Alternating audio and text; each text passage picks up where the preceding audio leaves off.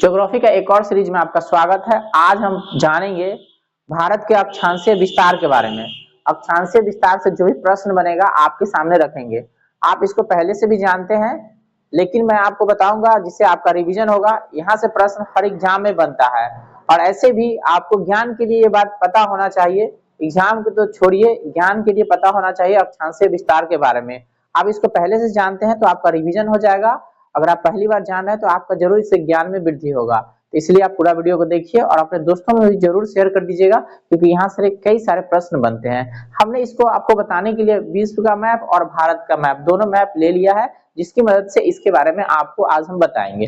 तो देखिए बताते हैं, भूपृष्ठ पर विषुवत रेखा से उत्तर या दक्षिण दिशा में स्थित किसी भी बिंदु को न पृथ्वी के केंद्र से मापी गई कोणीय दूरी को अक्षांश कहते हैं। यानी पृथ्वी के जो कोणीय दूरी मापेंगे उसको ही ना अक्षांश कहेंगे। ठीक है, अक्षांश रेखाएं वे काल्पनिक रेखाएं होती है जो पृथ्वी के चारों ओर घेरी हुई है। पृथ्वी के चारों ओर घेरी हुई है, पूर्व से पश्चिम दिशा में विषुवत रेखा के समानांतर खींची गई है। ठीक है, यानी विषुवत रेखा के समानांतर खींची गई है अक्षांश रेखाएं। ठीक है, अक्षांश को ना अंशों, मिनटों और सेकेंडों में दर्शाया जाता है। तो देखिए इस तरह से जो रहेगा उसको अंश कहते हैं। ठीक है, एक इस तरह से रहेगा और एक इस तरह से रहेगा। ठीक है, तो अंशों, मिनटों और सेकंड में व्यक्त किया जाता है। इसको आप कैसे समझिएगा, जैसे भारत का विस्तार 6 डिग्री 45 मिनट यानी 6 अंश 45 मिनट उत्तरी अक्षांश से 37 अंश 6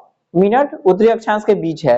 हालांकि इसको मैं समझा दूंगा जब आपके सामने और इसका डिटेल्स आएगा तब, लेकिन अब आगे की देखिए इसके बारे में क्या होता है। कहता है इसको ना हम अंशों में व्यक्त करेंगे, मिनटों में और सेकेंडों में। यानी जिसको आप डिग्री कहते थे, डिग्री वाले को ही बात करते हैं। यहाँ पे इसमें अंश बोला जाता है ज्योग्राफी में। ठीक है, पृथ्वी 2 बराबर भागों में बांटने वाले 0 डिग्री अक्षांश को भूमध्य रेखा कहते हैं। अब भूमध्य रेखा के बारे में देखिए। ठीक है, देखिए यहाँ ना 0 डिग्री है। ठीक है, ये देख लीजिए, जब विश्व मैप आप लीजिएगा तो यहाँ पे ना एक 0 डिग्री आपको नजर आएगा जो यहाँ से गुजरता है, यहाँ से काटते हुए सबको गुजरता है। ठीक है, तो ये आपका 0 डिग्री है और ये आपका ग्रीन बीच है जो 0 डिग्री है। ठीक है, जो यहाँ से ऐसे गुजरता है। ठीक है, तो ये जो आप देख रहे हैं 0 डिग्री, यही आपका भूमध्य रेखा है। भूमध्य रेखा जो बीचों बीच से जाती है। ठीक है, तो यहाँ पे क्या कर रहा है, आपको पृथ्वी को 2 बराबर भागों में बांटने वाली कौन सी रेखा है, यहाँ से प्रश्न आएगा। पृथ्वी को 2 बराबर भागों में बांटने वाली कौन सी रेखा है, तो वो है आपका भूमध्य रेखा जो 0 डिग्री अक्षांश को क्या कहेंगे, भूमध्य रेखा कहेंगे। ठीक है, विषुवत वृत्त भूमध्य रेखा के उत्तरी भाग को उत्तरी गोलार्ध, यानी ऊपर जो चला गया उत्तरी गोलार्ध हो गया और नीचे जो चला गया वो दक्षिणी गोलार्ध हो गया। ठीक है, यानी विषुवत वृत्त यानी भूमध्य रेखा के उत्तरी भाग को उत्तरी गोलार्ध और दक्षिणी भाग को दक्षिणी गोलार्ध कहते हैं। आप इसको ना ग्लोब पर भी समझ लीजिए। देखिए ये आपका ग्लोब है। ठीक है, अगर आप ग्लोब को ठीक से देखेंगे तो यहाँ से ये एक लाइन ड्रॉ हो रहा है, आपको ये देख मोटा वाला नजर आ रहा होगा। ठीक है, यही मोटा वाला लाइन आप ऐसे करके देखिएगा तो आपको समझ में आएगा। ऐसे घुमा करके देखिएगा तो आपको समझ में आएगा। देखिए ये लाइन देख रहे हैं ना, तो ये जो लाइन देख रहे हैं यही लाइन के बारे में कह रहे हैं, यही भूमध्य रेखा है, यानी ऊपर का उत्तर और नीचे का दक्षिण। ठीक है, अब आप समझ गए होंगे। ग्लोब को ठीक से देखिएगा तो उसमें ना बनाया गया है। ठीक है, यानी ये भूमध्य रेखा है, ये बनाया गया है, तो इससे ऊपर का उत्तर और इससे नीचे का दक्षिण। ठीक है, तो उत्तरी गोलार्ध हो जाएगा, नीचे का दक्षिणी गोलार्ध हो जाएगा। ठीक है, तो विषुवत वृत्त भूमध्य रेखा के उत्तरी भाग को उत्तरी गोलार्ध और दक्षिणी भाग को दक्षिणी गोलार्ध कहते हैं। भूमध्य रेखा के उत्तर में स्थित अक्षांश रेखाओं को ना उत्तरी अक्षांश रेखा और भूमध्य रेखा के दक्षिण स्थित अक्षांश रेखा को दक्षिण अक्षांश। उसी तरह से अक्षांश रेखा के बारे में, जो दक्षिण में है दक्षिण अक्षांश, जो ऊपर में है उत्तरी अक्षांश कहेंगे। ठीक है, यदि अक्षांश रेखाओं को 1 डिग्री के अंतराल पर खींचा जाए तो ग्लोब पर ना उत्तरी गोलार्ध में 89 अक्षांश रेखाएं होंगे। तो आपको पूछेगा उत्तरी गोलार्ध में कितने अक्षांश रेखाएं हैं, तो उत्तरी गोलार्ध में 89 अक्षांश रेखाएं, 89 अक्षांश रेखाएं। ठीक है, इस बात को आप याद रखिए। और जैसे ही इसमें एक ऐड करेंगे तो 90 हो जाएगा, तो टोटल 90 होता है। लेकिन आपको कहीं से स्टार्ट करना पड़ेगा ना, 1 से, तो 1 से गिनिएगा ना तो 89 आपको आएगा। ठीक है, तो परीक्षा में पूछता है कि अक्षांश रेखाओं की संख्या कितना है, तो 89 उत्तरी गोलार्ध में। इसी तरह से सेम दक्षिणी गोलार्ध में भी 89 है। ठीक है, यानी यदि अक्षांश रेखाओं को 1 डिग्री के अंतराल पर खींची जाए तो ग्लोब पर ना उत्तरी गोलार्ध में 89। अब इसको गोल करके समझिएगा, जैसे मान लीजिए ये गोल है आपका ग्लोब। ठीक है, और बीच से आपका 0 डिग्री गुजरता है, तो जब उत्तरी गोलार्ध की बात करिएगा नॉर्थ में तो इसमें ना 89 है, ठीक है। फिर साउथ की बात करिएगा तो यहाँ पे भी 89 है, ठीक है। तो इस बात को याद रखिए, उत्तरी गोलार्ध में 89 और दक्षिणी गोलार्ध में 89, क्योंकि एक तो बीच में है ना, उसको जोड़िएगा तो 90 हो जाएगा, ठीक है। तो उत्तरी गोलार्ध में 89 अक्षांश रेखाओं तथा दक्षिणी गोलार्ध में 89 अक्षांश रेखाएं होगी। इस प्रकार विषुवत वृत्त को न लेकर अक्षांश रेखाओं की कुल संख्या अगर परीक्षा में पूछेगा कुल तो 179, कुल पूछ देगा तो 179, ठीक है। 179 इसको कैसे लिखेंगे, 89 प्लस 89, ठीक है, ठीक है। 89 प्लस 89 और जब 1 को ऐड कर देंगे ना, तो 1 को जब ऐड कर देंगे तो वो हो जाएगा कंप्लीट 179, ठीक है। 179 क्योंकि एक को जोड़ेगा तो 180 हो जाएगा ना, ठीक है। तो वही 189 यानी 179, ठीक है। तो आपको परीक्षा में पूछता है इस बात को कि कुल कितने हैं, तो कुल 179 याद रखिए, यानी 179, ठीक है। इस प्रकार विषुवत वृत्त को लेकर अक्षांशों की कुल संख्या, तो परीक्षा में पूछेगा विषुवत रेखा को लेकर के अक्षांशों की कुल संख्या कितना आता है, 179 होगी। इन्हीं दो समांतर अक्षांश रेखाओं के मध्य की दूरी को ना 111 किलोमीटर होता है, यानी कि दो समानांतर अक्षांश रेखाओं के मध्य की दूरी परीक्षा में पूछता है 111 किलोमीटर। इसको याद रखिए, दो समानांतर अक्षांश रेखाओं के बीच की दूरी कितना होता है, 111 किलोमीटर। परीक्षा में पूछता है 111 किलोमीटर, याद रखिए। दो समानांतर अक्षांश रेखाओं के बीच की दूरी 111 किलोमीटर होता है, ठीक है। याद रखिए, परीक्षा में पूछेगा दो समानांतर अक्षांश रेखाओं के बीच की दूरी कितना आता है, 111 किलोमीटर, परीक्षा में पूछता है। भूपृष्ठ पर उत्तरी ध्रुव तथा दक्षिणी ध्रुव को मिलाने वाली काल्पनिक रेखा जो पृथ्वी को दो बराबर भागों में बांटती है प्रधान मध्याह्न रेखा कहलाते हैं। यानी ये है आपका प्रधान मध्याह्न रेखा 0 डिग्री, ठीक है। यहाँ से यहाँ तक जोड़ता है, यानी ये उत्तरी ध्रुव और ये दक्षिणी ध्रुव। तो उत्तरी ध्रुव को दक्षिणी ध्रुव को मिलाने वाली जो रेखा है प्रधान मध्याह्न रेखा, एक काल्पनिक रेखा है। क्या है, काल्पनिक रेखा है, ठीक है। इसको हम बोलते हैं काल्पनिक रेखा, प्रधान मध्याह्न रेखा, ठीक है। तो फिर से समझ लीजिए, कहता है यहाँ पे क्या कहता है, दो बराबर भागों में बांटेगी, अब एक इधर का और एक इधर का, ठीक है। तो कहता है भूपृष्ठ पर उत्तरी ध्रुव एवं दक्षिणी ध्रुव को मिलाने वाली काल्पनिक रेखा जो पृथ्वी को दो बराबर भागों में बांटती है प्रधान मध्याह्न यानी प्राइम मेरिडियन, इसको क्या कहते हैं, प्राइम मेरिडियन, ठीक है, कहा जाता है।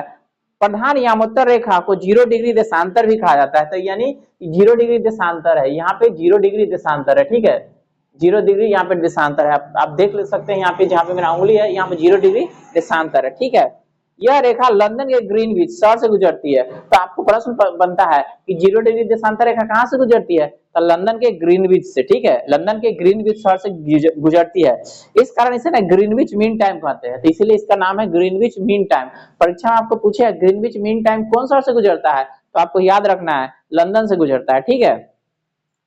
कहता है प्रधान यामोत्तर के पूर्व एवं पश्चिम में उत्तरी ध्रुव और दक्षिणी ध्रुव को मिलाने वाली काल्पनिक रेखा को देशांतर रेखाएं कहा जाता है। यानी उत्तरी ध्रुव और दक्षिणी ध्रुव को मिला दिया काल्पनिक रूप से, वो हो गया देशांतर रेखाएं, ठीक है।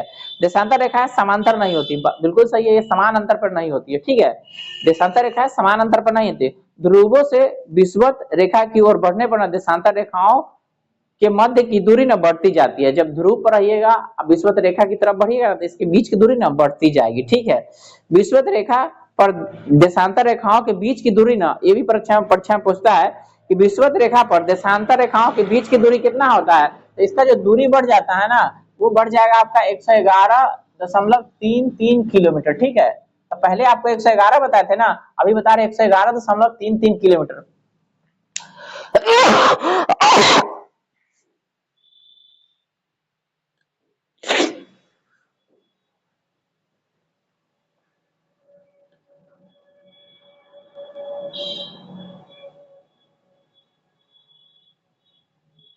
तो आपको ना परीक्षा में ध्यान रखना है, ये पूछता है विषुवत रेखा पर देशांतर रेखाओं के बीच की दूरी कितनी होती है अधिकतम, तो वो जो होती है 111.33 किलोमीटर, ये पूछता है आपको, ठीक है। और उसके लिए बताया था 111 किलोमीटर, ठीक है। अब आगे देखते हैं, भारत पूर्णतः ना उत्तरी गोलार्ध में। अब भारत की बात देखिए, ये भारत है आपका, ठीक है। तो जब हम आपको बताए थे यहाँ से 0 डिग्री गुजरता है ये रेखा देखिए, तो यहाँ से गुजरेगा और यहाँ से ना ये 0 डिग्री रेखा आगे के यहाँ काटता है। तो इससे देखिएगा ना, तो भारत ना इसके ऊपर है, तो भारत इसके ऊपर है, तो भारत उत्तरी गोलार्ध में हो गया, ठीक है। भारत उत्तरी गोलार्ध में हो गया, ठीक है। बात समझ लीजिए, भारत उत्तरी गोलार्ध में। जब आपको क्वेश्चन पूछे तो आप उसका जवाब दीजिएगा भारत उत्तरी गोलार्ध। भारत किस गोलार्ध में, उत्तरी गोलार्ध में। यानी भारत पूर्णतः उत्तरी गोलार्ध में स्थित है। संपूर्ण भारत का अक्षांशीय विस्तार, अब ये भी परीक्षा पूछता है, संपूर्ण भारत का अक्षांशीय विस्तार कितना है, तो 6 अंश 45 मिनट उत्तरी अक्षांश से 37 अंश 6 मिनट उत्तरी अक्षांश। इसको मैं लिख के बताता हूं, देख लीजिए। 6 अंश 45 मिनट नॉर्थ से 37 अंश 6 अंश 45 मिनट से लेकर के 6 अंश 37 6 अंश 45 मिनट से उत्तरी से लेकर के 37 अंश 6 मिनट उत्तरी अक्षांश यानी नॉर्थ। ठीक है, जब परीक्षा में लिखा जाएगा ना तो आप ये वाला याद रखिएगा। 6:45 नॉर्थ से 37 अंश 6 मिनट नॉर्थ। ठीक है, यानी भारत की जो स्थिति है से भारत की जो स्थिति है सो। ठीक है, तो इसको ध्यान में रखिएगा। ठीक है, इसी प्रकार मुख्य भूमि से, तब मुख्य भूमि से 8 अंश 4 मिनट उत्तरी अक्षांश, 8 अंश 4 मिनट उत्तरी अक्षांश से 37 अंश 6 मिनट उत्तरी अक्षांश, ये भी याद रखना है आपको। ठीक है, 8 4 से 37 6, 8 4 से 37 6, ये भी परीक्षा में पूछता है। 8 4 से 37 6। ठीक है, ये भी परीक्षा में पूछता है, इसको भी याद रखिएगा। ठीक है, तो ये भी परीक्षा में पूछता है 8 4 से 37 6। ठीक है, ये भी उत्तरी अक्षांश एवं 68 7 पूर्वी देशांतर से 97 25 पूर्वी देशांतर। अब यहां से देखिए, इससे ना इसके पूरब में है, इसके पूरब में है। तब पूरब में कितना है भाई? पूरब में कितना है? पूरब में 97 25 तक, 97 25 तक यानी 68 7। यहाँ पे लिख देते हैं हम, यहाँ पे लिख देते हैं 68 7 से 97 25 तक।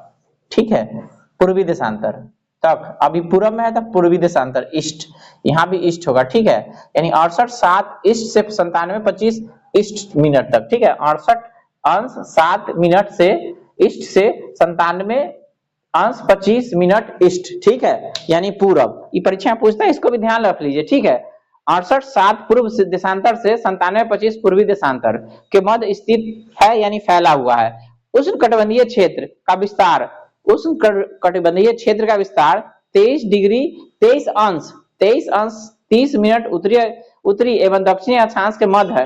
अतः भारत का विस्तार उष्ण एवं उपोष्ण दोनों कटिबंध में है। जब पूछे कि भारत की स्थिति किस कटिबंध में है, तो उष्ण एवं उपोष्ण दोनों कटिबंध में है। ठीक है, ध्यातव्य है कि निम्न अक्षांश यानी 0 डिग्री से उच्च अक्षांश 90 डिग्री की ओर जाने पर दिन और रात की अवधि में अंतर आता है। तो दिन और रात के अंतर आएगा, तो उत्तरी गोलार्ध में अक्षांश का प्रभाव दक्षिणी से उत्तर की ओर दिन और रात की अवधि में ना पड़ता है।